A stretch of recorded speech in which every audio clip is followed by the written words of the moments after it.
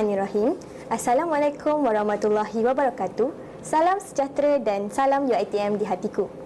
Yang dihormati barisan pensyarah, staf, para pelajar serta hadirin yang dikasihi sekalian. Alhamdulillah, setinggi-tinggi kesyukuran kita panjatkan kehadrat Allah Subhanahu Wa Taala kerana dengan limpah kurnianya kita dapat bersama-sama menghadiri sesi resensi buku yang bertajuk 40 Pro Tips on Logo Design that Artificial Intelligence Wishes to Know, hasil karya TS Dr. Zul Imran Ahmad. Hadirin sekalian, sebelum kita memulakan sesi perkongsian, izinkan saya memperkenalkan secara ringkas panel bagi sesi program kita pada hari ini. Beliau ialah TS Dr. Zul Imran Ahmad, pensyarah kanan, pereka dan penyelidik di Jabatan Seni Reka Grafik, Fakulti Seni Lukis dan Seni Reka UiTM Cawangan Perak, Kampus Seri Iskandar. Beliau mempunyai pengalaman lebih daripada 17 tahun dalam bidang akademik serta pernah berkhidmat di institusi pengajian tinggi iaitu University of Science and Technology USTY di Republik Yaman. Selain itu, beliau juga mempunyai pengalaman industri sebagai pereka periklanan dan multimedia interaktif. Kepakaran beliau merangkumi bidang komunikasi periklanan, identiti korporat, visual persuasif dan penyelidikan berkaitan impak kecerdasan buatan AI terhadap reka bentuk grafik. Beliau juga merupakan Google AI Champion yang mewakili UiTM dalam inisiatif Kementerian Pendidikan Tinggi dan Google Education serta aktif sebagai juri expert bagi Kewartawanan Malaysia MPI Petronas 2024 dan 2025 dan Anugerah Media CIDB 2025. Beliau juga merupakan penasihat akademik dan pensyarah program diploma Profesional Kewartawanan AI Journalism MPI MPC dan penilai kurikulum komunikasi visual untuk Malaysian Qualification Agency dan panel kualiti luar bagi program Communication Design di Sunway University, Lancaster University. Hadirin yang dihormati, buku yang akan dibincangkan pada hari ini ialah sebuah e-buku setebal 55 muka surat yang diterbitkan oleh KBDA Publication. Buku ini telah mencapai status bestseller di platform kedai buku akademik digital UiTM dan kekal berada di carta teratas sejak diterbitkan pada tahun 2024. Buku ini menghimpunkan 40 tip praktikal dalam mereka bentuk logo bermula daripada asas sehingga ke peringkat lanjutan. Menariknya, walaupun tajuk buku ini mengaitkan kecerdasan buatan atau AI, penulis menekankan bahawa sentuhan manusia, emosi, kreativiti dan pemahaman budaya masih menjadi faktor utama dalam menghasilkan logo yang berkesan dan bermakna. Tanpa melengahkan masa, marilah kita menjemput TS Dr. Zul Imran Ahmad untuk memulakan sesi perkongsian mengenai buku beliau. Dipersilakan. Terima kasih.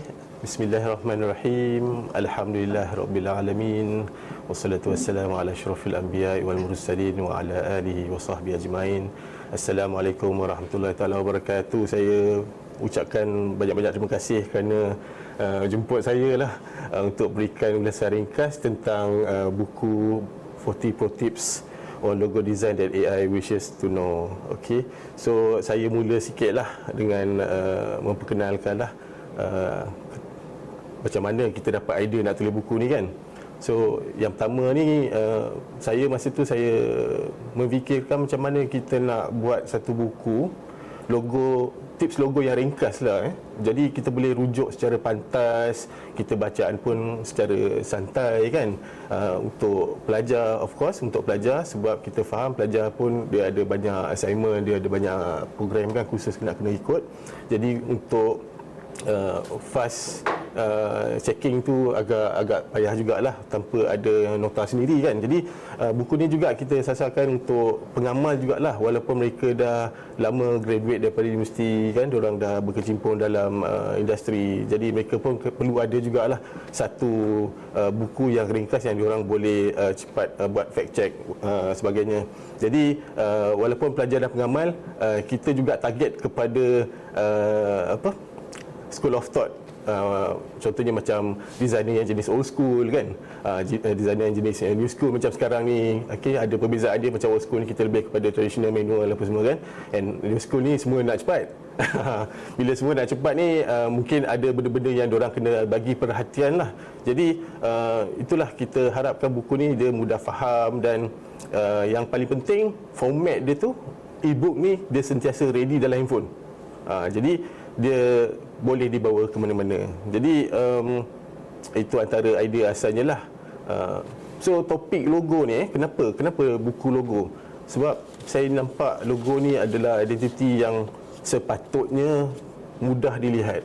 Okey, sebab kita nampak banyak logo dekat sekeliling kita kan. Jadi bila dah banyak sangat logo, kita perlukan satu rekaan yang senang dilihat, senang kita kenal kan.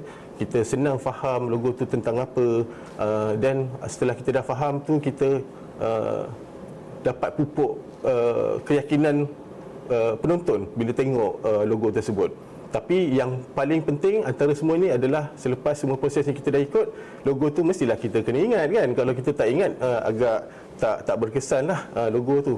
Jadi perkara yang saya baru sebut ni, dia sebenarnya sepanjang pengalaman saya lah yang tak seberapa ni, saya lihat benda-benda ni macam dia masih makin diabaikan lah, especially yang designers lah kan. Sebab rata-rata orang ni, saya kata rata-rata lah, bukan semua lah, contohnya macam peniaga ataupun business owner, mereka ni ambil mudah terhadap logo, sebab mereka rasa buat apa nak beli logo mahal-mahal kan. Internet dah ready, macam-macam logo kita boleh beli kan. Kita ambil je daripada internet, ataupun kita upah je mana-mana studio untuk buat logo untuk kita. Benda tu murah, so dia orang tak perlu nak melabur untuk dapatkan logo yang mahal kan. So based on, kalau side designer pula kan, designer ni kalau dia jumpa klien-klien macam ni, diorang akan buat design yang ala kadar. Janji, orang kata apa, janji nampak cantik. Lepas tu orang kata apa, kalau ada AI ni lagilah senang kan, tinggal prompting je.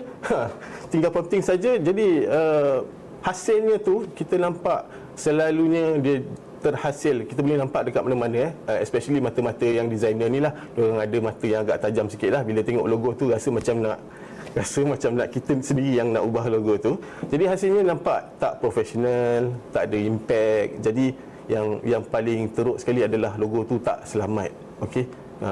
So nanti kita akan explain lah kenapa logo tu tak selamat lah. So buku ni saya tulis untuk menunjukkan bahawa logo tu patutnya kita design at least ada kualiti, mencapai kualiti industri.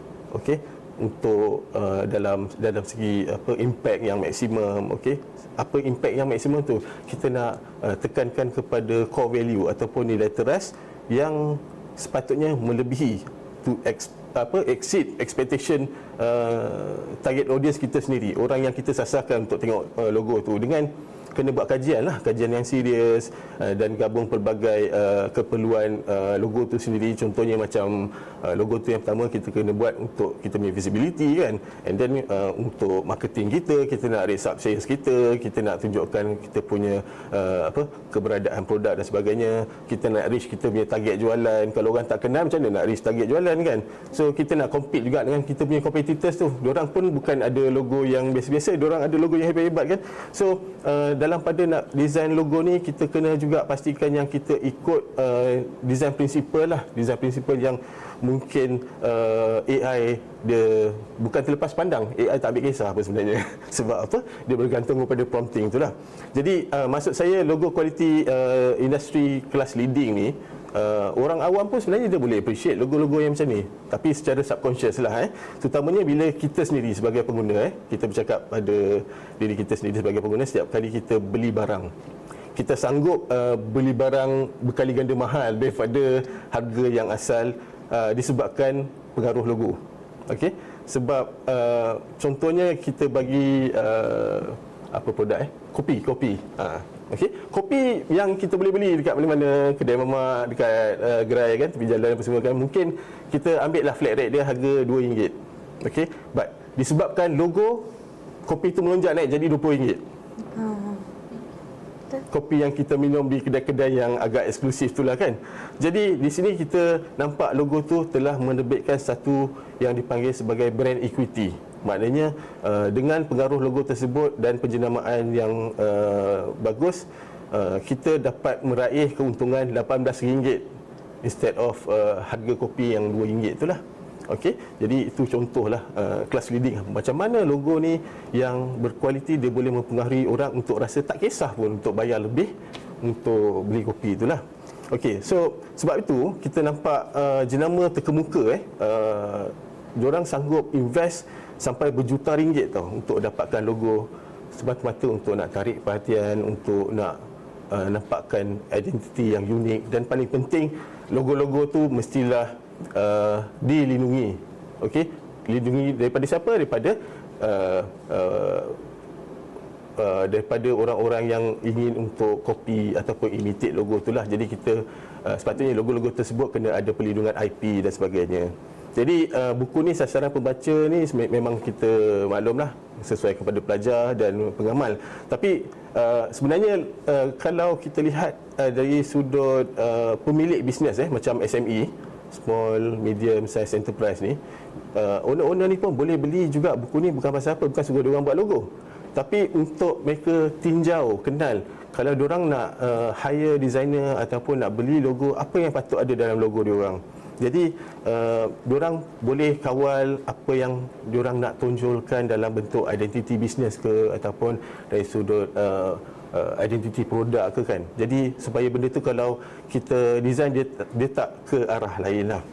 Jadi objektif buku ni of course kita nak, kalau boleh lah kita nak jaga mutu rekaan logo tu, supaya mereka ni di zaman AI sekarang ni, kita nak mereka tu dia ambil tanggungjawab untuk jadi master ataupun pembuat decision, buat keputusan, bukan AI lah.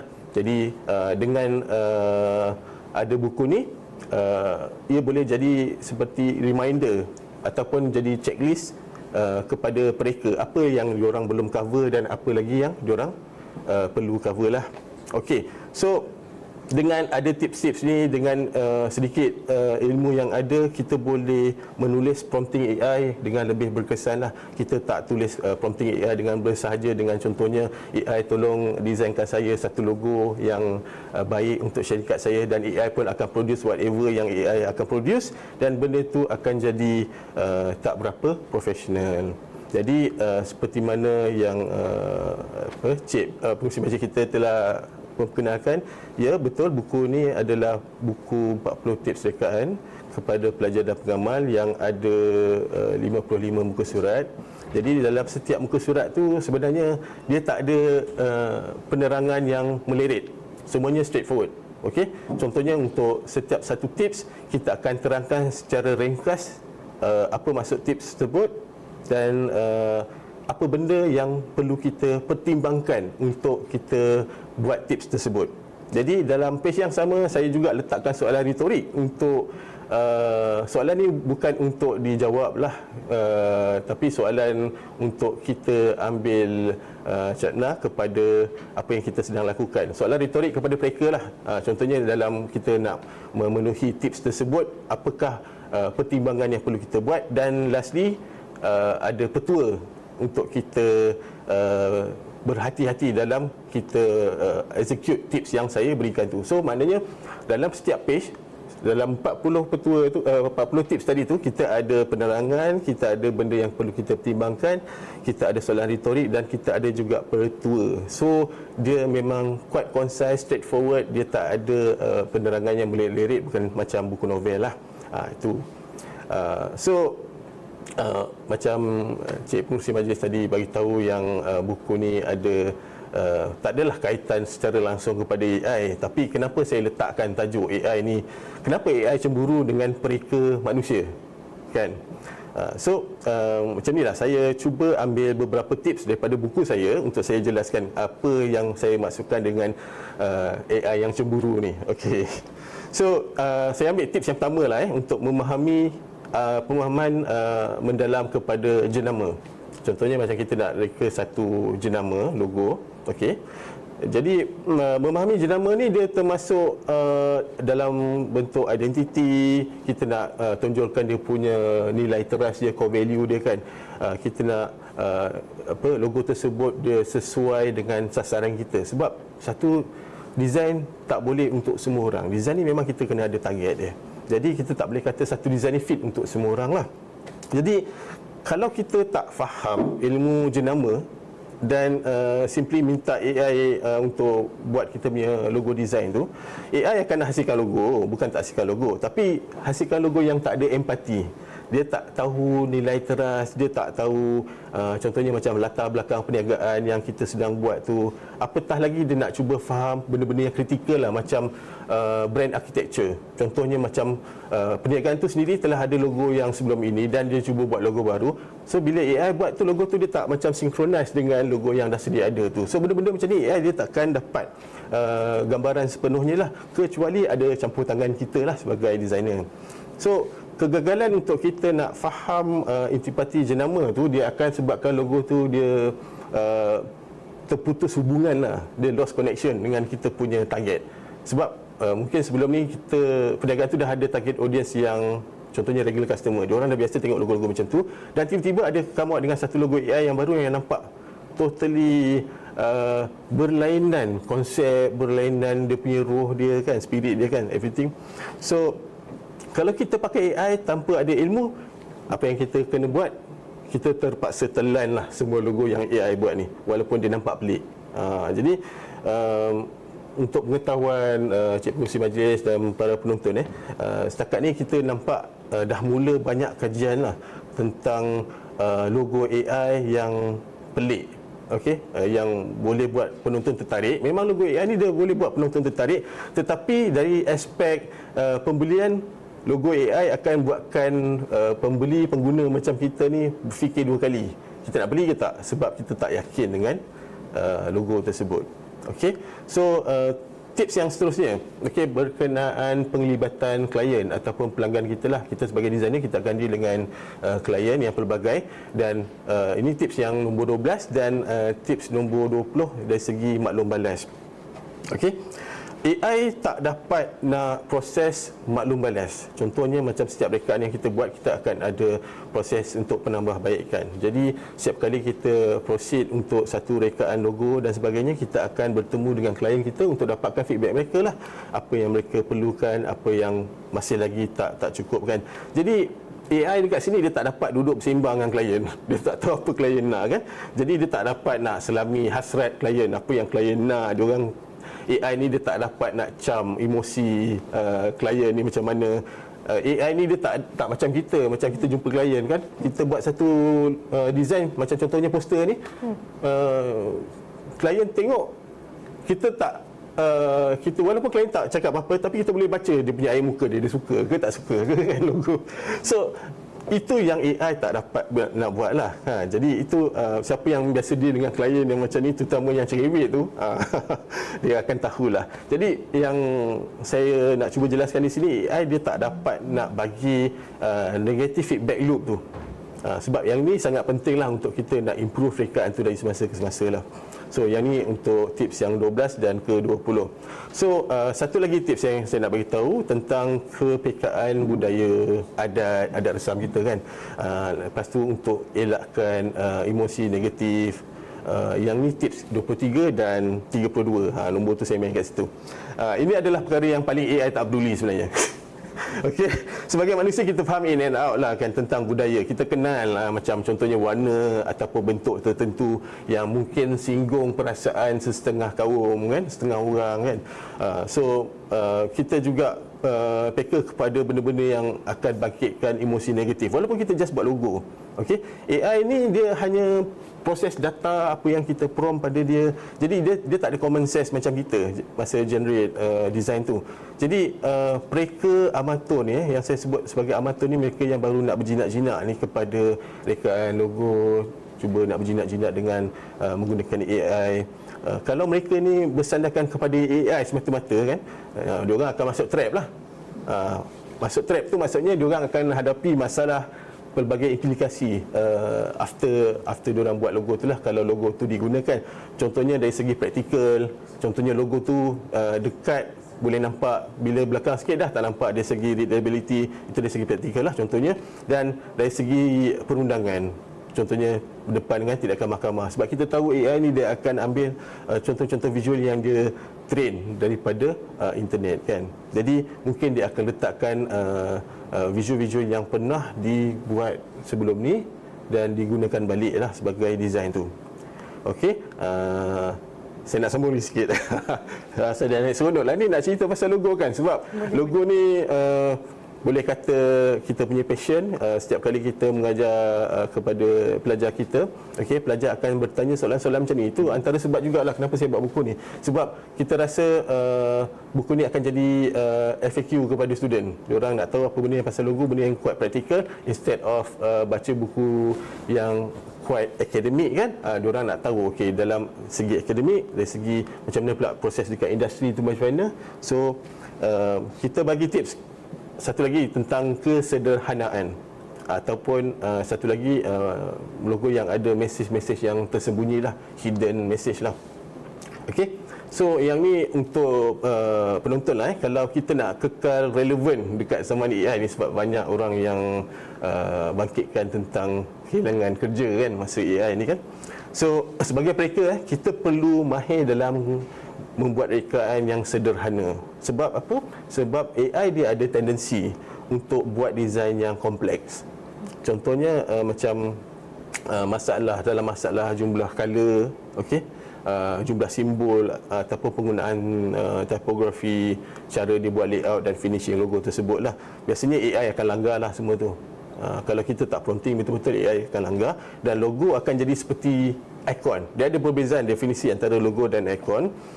Ikon tu dia akan nampak seperti satu ilustrasi dramatik. Macam mana kita boleh tengok ikon dekat desktop kita tu, macam itulah akan jadi logo kat situ. Siap ada bayang dia sekali.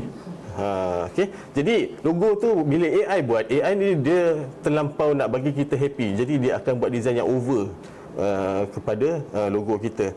Jadi penerimaan audiens terhadap logo-logo AI ni macam saya sebut tadi tu, banyak dah kajian empirical yang diorang dah buat. Memang mula-mula kita tengok okey, kita seronok. Macam bila AI start pada 2023, kita nampak orang semua excited bila tengok gambar visual AI kan. Semua orang nak meniru. Ada yang juga dekat laman sosial kita nampak termasuk pensyarah jugalah, semua orang termasuk pensyarah buat prompting AI. Ada yang jadi miniature toys, ada yang jadi macam-macam lah. Dan sekarang ni ada yang dah masuk trend kepada buat CD dalam bentuk infografi. So banyaklah benda yang bagus, kita excited. Tetapi untuk logo, penonton ni ataupun audiens kita, dia ada satu level skeptism yang agak tinggi tau. Sebab kita bukan orang pertama tengok logo.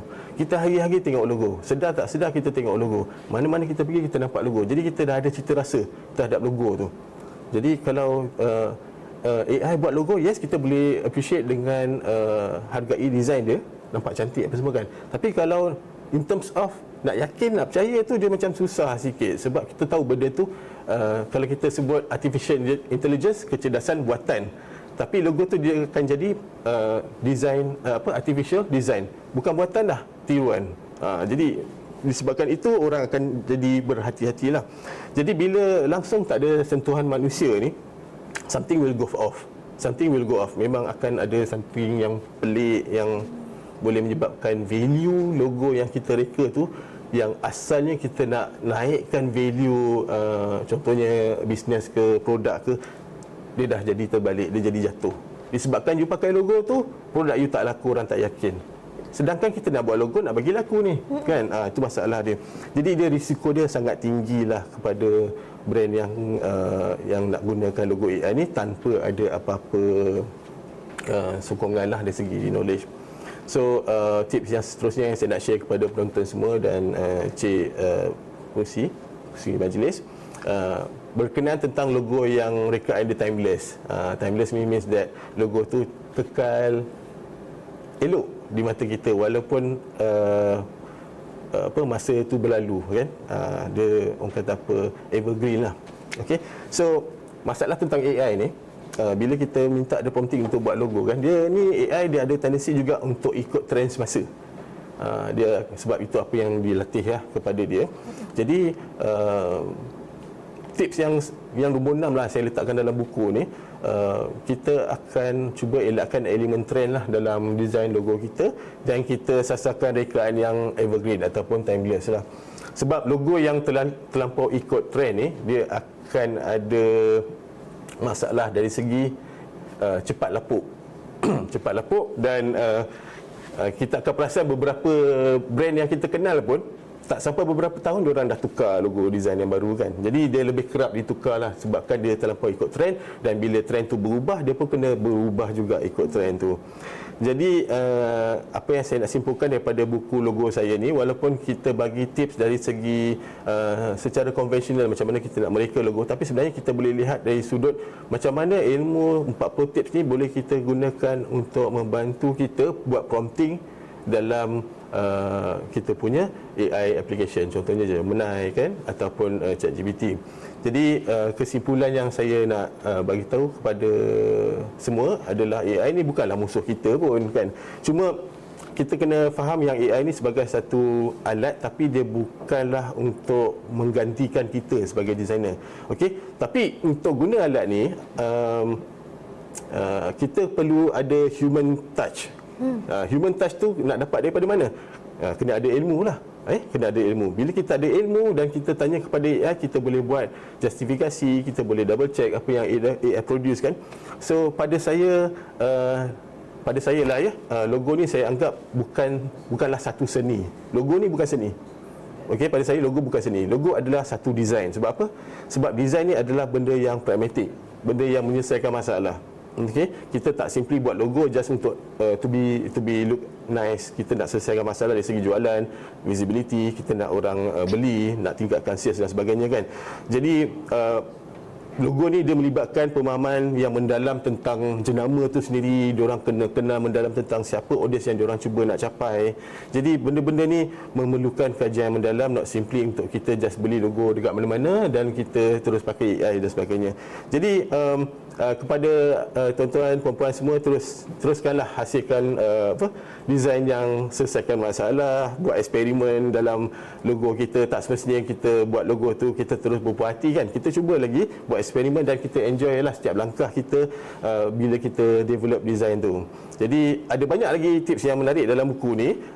Semuanya saya garanti straightforward, dan buku ni dia memang menanti tuan-tuan semualah untuk baca dan kaji apa yang kita boleh gunakan dan apa yang kita boleh improve. Semoga dengan ada buku ni, pelajar dan pengamal kita termasuk business owner dapat bantuan lah secara tak langsung lah macam mana kita nak cuba capai logo kualiti industri tadi. Jadi itu sajalah. Terima kasih. Terima kasih Doktor atas perkongsian yang sangat menarik sebentar tadi. Untuk yang berminat, pautan e-book akan kami sertakan di ruangan komen. Seterusnya, kita mulakan dengan sesi soal jawab mengenai buku yang ditulis oleh Dr. Zul Imran. Untuk soalan pertama, tajuk buku ini sememangnya unik dan mencuri perhatian. Dr. Zul, tajuk buku ini ialah 40 Pro Tips on Logo Design that Artificial Intelligence Wishes to Know. Boleh Doktor kongsikan apakah inspirasi di sebalik tajuk tersebut dan mengapa Doktor memilih untuk mengaitkan reka bentuk logo dengan AI walaupun kandungan buku ini lebih memfokuskan teknik dan prinsip reka bentuk? Okey, baik. Tajuk ni sebenarnya dalam idea saya adalah untuk buat satu bentuk provokasi dan untuk menunjukkan realiti semasa kita lah. Walaupun buku ni dia macam panduan asas je hingga ke lanjutan lah kepada pelajar, kepada pengamal, tapi saya nak tekankan bahawa benda-benda yang macam technical, contohnya typography, consistency, geometrik punya precision, benda-benda ni semua AI boleh buat, boleh ditiru kan, ditiru mesin. Tapi proses empati manusiawi kita tu dalam memahami objektif perniagaan masa kita nak buat logo tu kan, macam mana kita nak selesaikan masalah klien, macam mana kita nak tolong logo tu betul-betul disukai ramai lah. So benda-benda macam ni dia sangat membuatkan AI tu rasa cemburu, sebab AI tu dia tak ada input dia macam ni. Jadi dia tak mampu nak selesaikan masalah ni secara semula jadi macam apa yang kita boleh buat. Contohnya macam AI seperti Midjourney ke ataupun ChatGPT, dia boleh generate lah logo macam logo kedai kopi tadi tu kan. Tapi dia tak kisah pasal demographic needs. Contohnya macam katalah kedai kopi tu dekat Sri Iskandar ni, kedai kopi tu dia ada sasaran kepada student yang suka nak duduk buat kerja assignment dekat situ, dia nak ada ruangan belajar yang tenang apa semua kan. So AI dia tak tahu macam mana dia nak express benda tu dalam bentuk empati tadi tu. Jadi bila dia tak dapat nak proses benda ni, dia akan produce benda-benda yang agak orang kata apa, sembrono kan, sembrono, that's the word. So itulah kelebihan kita sebagai manusia. Jadi that's why buku ni dia akan menjadikan satu peringatan jugalah. Dikala kita ada AI semua ni kan, kita tak lupa kita punya asal usul kita dari segi ilmu graphic design itu sendiri. Terima kasih Doktor. Seterusnya, seperti yang kita ketahui, ramai pelajar dan pereka grafik pada masa kini agak bimbang bahawa AI akan menggantikan tugas mereka pada masa hadapan. Berdasarkan salah satu tip dalam buku ini iaitu Sketch Before Digitizing, bagaimana amalan melakar secara manual sebelum menggunakan perisian digital dapat membantu pereka mengekalkan nilai kreativiti mereka dan terus relevan dalam era AI. Okey, baik. Ini memang soalan yang sangat baiklah sebab ia berkaitan dengan proses rekaan tu. Saya memang ada banyak pandangan.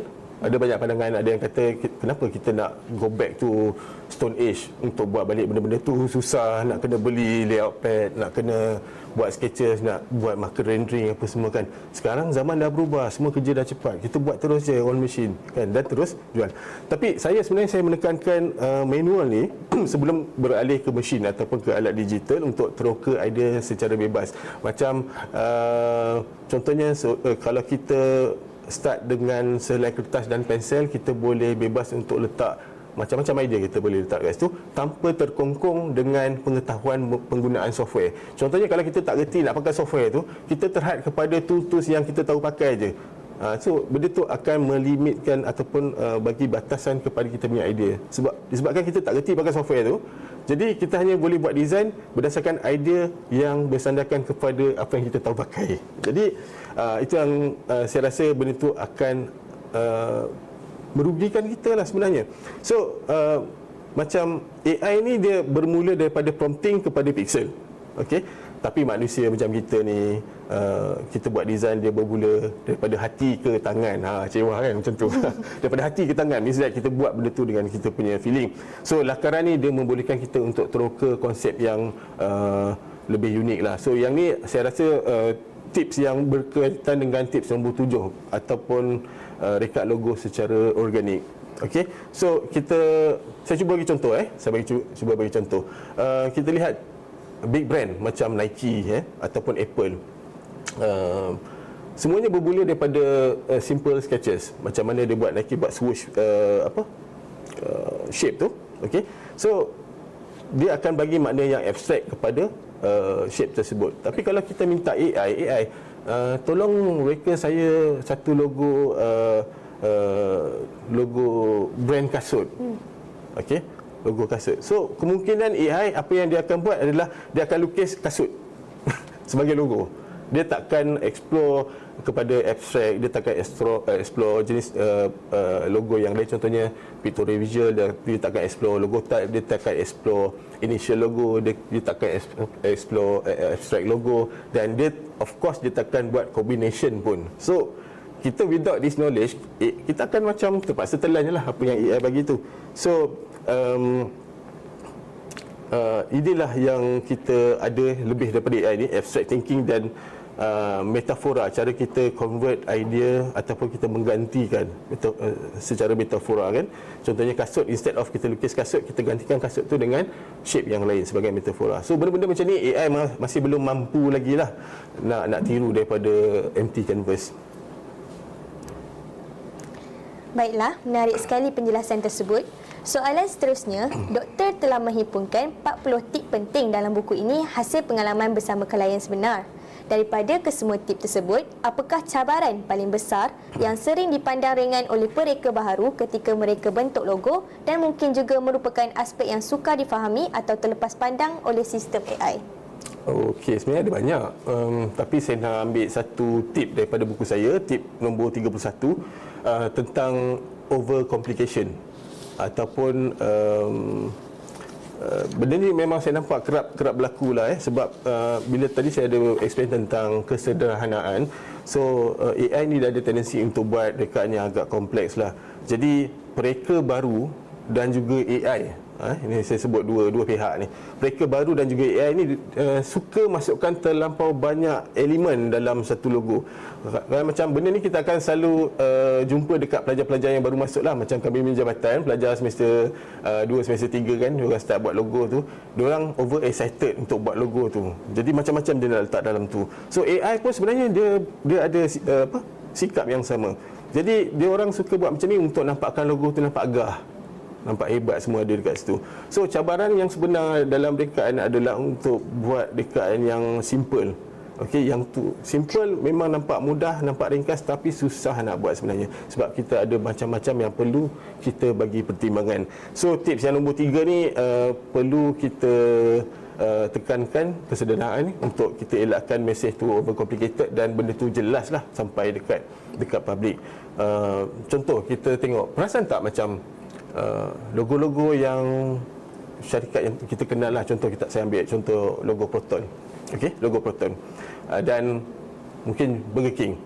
Macam dulu kita nampak logo Proton ni dia lebih kepada 3D shape, dia ada efek dari segi bayang ke ataupun lighting dan sebagainya. Tapi kita nampak semenjak ni logo tu dah menjadi semakin flatten ataupun dia jadi lebih mendata lah, jadi lebih ringkas. Penggunaan warna pun makin lama makin kurang, dan sampai satu tahap logo Proton tu dah tak ada warna dah. Dia ada pakai warna kelabu silver untuk nampakkan Proton tu.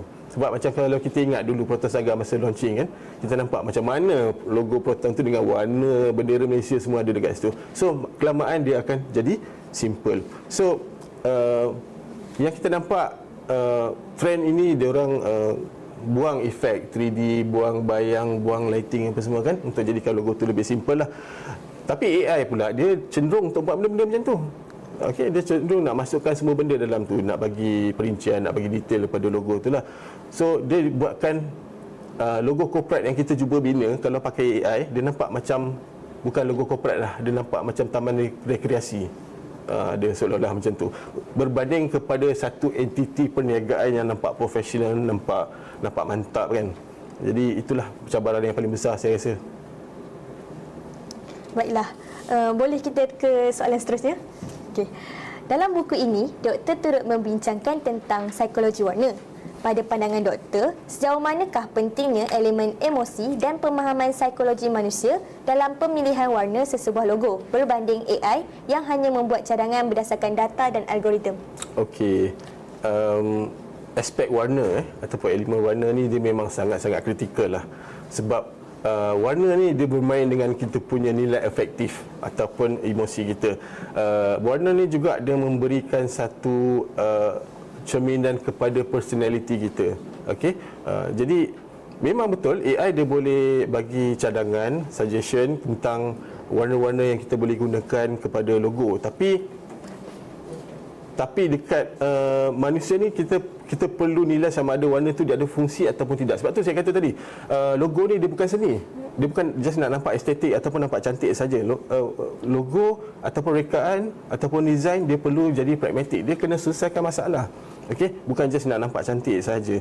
Jadi kita kena nilai sama ada warna tu dia ada fungsi ke ataupun tidak kepada kita punya local market ataupun pasaran tempatan, kepada kita punya target audience, kepada kita punya buyers kan. Jadi macam saya ada sentuh tadi tentang kefahaman tentang budaya kita.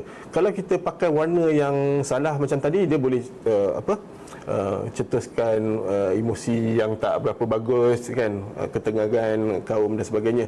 Tapi satu lagi contoh saya nak bagi selain daripada budaya ni, contohnya kalau kita buat satu rekaan logo untuk restoran makanan tempatan, ataupun kita buat menu, logo menu, kita gunakan warna hijau yang neon bright tu kan. Walaupun nampak cantik, tapi dia bawa mesej tersembunyi yang benda tu nampak bersifat, makanan tu bersifat toksik sebab warna hijau tu. Jadi kalau dari segi mata, ya memang cantik, tapi dari segi visual communication, dia bawa masuk benda tu tak berapa sesuai lah. So tanpa sedar, dia warna neon tadi tu, dia nampak, dia bawa bayangan bahawa okey, makanan ni dia ada unsur bahan kimia dan sebagainya lah. So masa kita nak gunakan logo, warna logo ni, kita boleh minta AI untuk suggest kepada kita, tapi kita kena faham juga, kita kena tahu color literacy. Means that kita faham literasi warna, kita kenal warna tu untuk apa, dan kita kena pastikan juga sasaran kita yang kita nak cuba capai dengan logo kita tu pun faham warna tu. Kalau kita guna warna yang kita nak tapi bukan warna yang pelanggan kenal ataupun pelanggan tahu, benda ni akan create konflik lah. Itu maksud saya lah. Okey, kita sudah sampai ke penghujung sesi soal jawab. Jadi soalan yang terakhir, apakah pesanan dan nasihat ringkas doktor kepada para pelajar, mereka muda dan pengamal industri kreatif supaya mereka dapat terus berkembang dan menghasilkan reka bentuk yang relevan dalam dunia yang semakin dipengaruhi oleh teknologi AI? Okey, terima kasih. Seperti yang saya tulis dekat akhir buku saya lah, benda yang sama yang saya nak bagi tahulah. Sebenarnya setiap logo yang hebat ni dia bermula dengan idea yang kecil, kan? Daripada sikit kita mula daripada idea yang kecil. Jadi dia berkembang dari segi kita lihat rujukan, kita buat eksperimen. Of course logo kita tu takkan ada logo yang perfect. Kita akan belajar daripada kesilapan, kita buat penambahbaikan. Jadi dalam proses ni kita taklah menolak kemajuan teknologi, kita gunakan AI, tapi kita jadikan AI itu sebagai kita punya pembantu. Dan kekalkan diri kita, anda semua sebagai tuan kepada rekaan tersebut, bukan kita jadi hamba kepada AI. Kita pastikan AI itu jadi hamba kepada kita. Jadi contoh yang praktikal, contohnya macam kita gunakan platform macam Adobe Firefly ke ataupun Canva tu. Canva memang yang famous lah kepada student, kan. Gunakan untuk macam nak cari inspirasi, macam mana nak kita test color tadi tu, color combination tadi, kan, soalan tadi tu. And then mungkin kita boleh buat mood board dan sebagainya untuk kita dapatkan look and feel of the design. Bukan untuk minta AI untuk buat definite design ataupun design yang final untuk kita lah. Jadi saya nampak walaupun AI ada zaman sekarang ni, tapi pada akhirnya kemahiran presentation, pembentangan juga. Sebab yang ni tips yang terakhir, tips nombor 40. Okey, presentation is key. Hebat macam mana pun design, kalau kita tak boleh nak jual, design tu tak ke mana. So bila AI, kita letakkan semuanya pada AI, kita dah lost all the connection, apa idea kita tentang logo tersebut, dan macam mana kita nak present pula balik kepada kita punya klien, kan.